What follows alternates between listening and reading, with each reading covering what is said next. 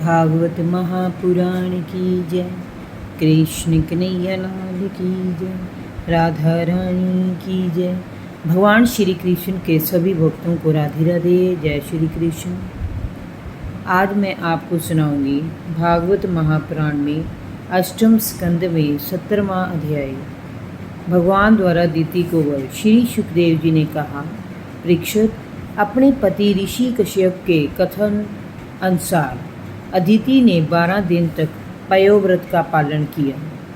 उन्होंने अपनी इंद्रियों और मन को वश में करके भगवान श्री हरि का निरंतर ध्यान किया। एक प्रकार से उन्होंने भगवान के दिव्य स्वरूप में अपने आप को लीन करके निरंतर उनकी उपासना की। तब एक दिन भगवान ने उन्हें साक्षात दर्शन दिए। वे पीताम्बर धारण किए हुए थे। उनकी 4 भुजाएं थी और उनमें शंख, चक्र, गदा और पद थे। परीक्षित, अपने सामने भगवान को साक्षात देखकर अदिति ने सादर उन्हें नमन किया और भगवान की स्तुति की। उसका सारा शरीर पुलकित था। वह बोली, हे प्रभु, आप यज्ञ के स्वामी हैं और यज्ञ भी आप सम्य ही हैं।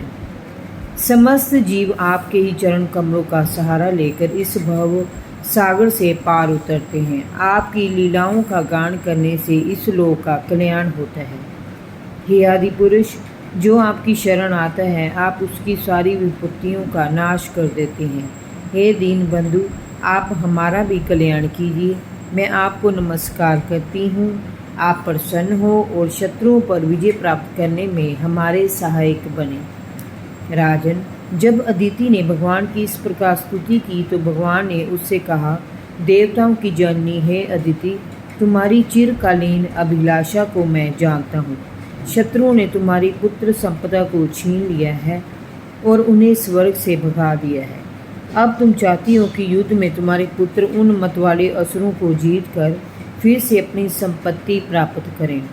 तुम्हारी ये भी इच्छा है कि इंद्रादि तुम्हारे पुत्र जब उन असुरों को मार डाले तब उनकी स्त्रियों को तुम रोते हुए देख सको। तुम चाहती हो कि तुम्हारे पुत्र फिर शक्ति और संपत्ति संपन्न बन जाएं, समृद्ध हो जाएं और यश प्राप्त करें, स्वर्ग पर फिर से उनका अधिकार हो जाए। परंतु इस समय उन पर विजय श्री प्राप्त करना बड़ा कठिन है, क्योंकि प्रारब्ध और ब्राह्मण उनके अनुकूल हैं। इस समय यदि उनसे युद्ध किया गया तो उससे सुख और सफलता मिलने की आशा कम है। फिर भी तुम्हारे इस अनुष्ठान से मैं प्रसन्न हूँ।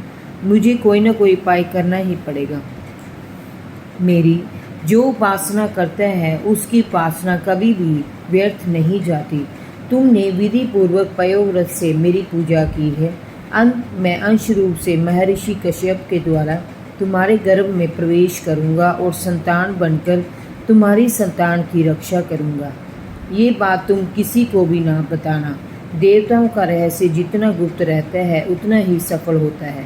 परीक्षित, ऐसा कहकर भगवान अंतर्ध्यान हो गए। उस समय अदिति ये जानकर बड़ी प्रसन्न हुई कि भगवान स्वयं उसके गर्भ से जन्म लेंगे।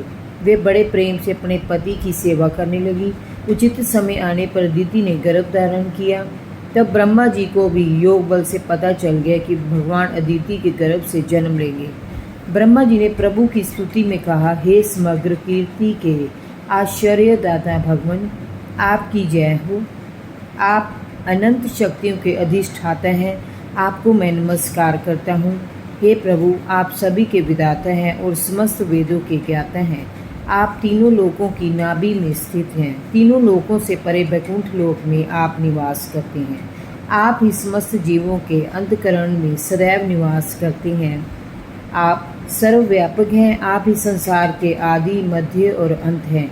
जैसे जल की तेज धारा तिनके को बहा ले जाती है, वैसे ही आप काल रूप से संसार का संचालन करते हैं। आप चराचर प्रजा और प्रजापतियों को उत्पन्न करने वाले मूल कारण हैं। आप ही जल में डूबते हुए को नौका के समान सहारा प्रदान करते हैं और आप ही स्वर्ग से भगाए गए देवताओं के रक्षक हैं। आप ही उनके आश्रय हैं। मैं बार बार आपको नमन करता हूँ। जय जय श्री राधे। भागवत महापुराण की जय। कृष्ण कन्हैया लाल की जय। राधा रानी की जय। भगवान श्री कृष्ण के सभी भक्तों को राधे राधे। जय श्री कृष्ण।